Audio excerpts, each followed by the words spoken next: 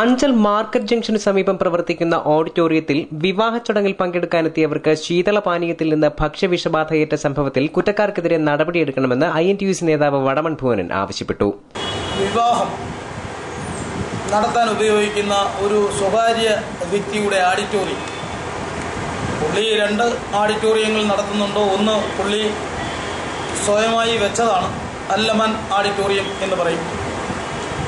രണ്ടാമത്തത് KNK auditorium പുള്ളി മേടിച്ചിരുന്നു, അത് മറിച്ചു വിറ്റു. എന്നാൽ അദ്ദേഹത്തിൻ്റെ ഈ അല്ലമാൻ ഓഡിറ്റോറിയം എന്ന് പറയുന്ന പ്രസ്ഥാനം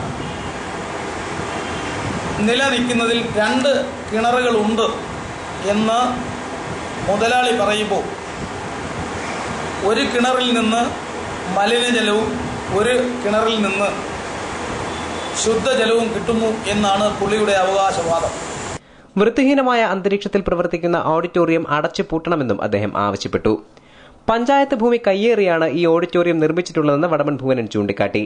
കുണ്ടയംചിറ കയ്യേറിയാണ് ഓഡിറ്റോറിയം നിർമ്മിച്ചിരിക്കുന്നത്. ഇതിനെതിരെ പലകുറി പ്രതിഷേധം ഉയർന്നിട്ടും അധികൃതർ നടപടി സ്വീകരിച്ചിട്ടില്ലെന്നും അദ്ദേഹം കുറ്റപ്പെടുത്തി. News bureau, Anchal.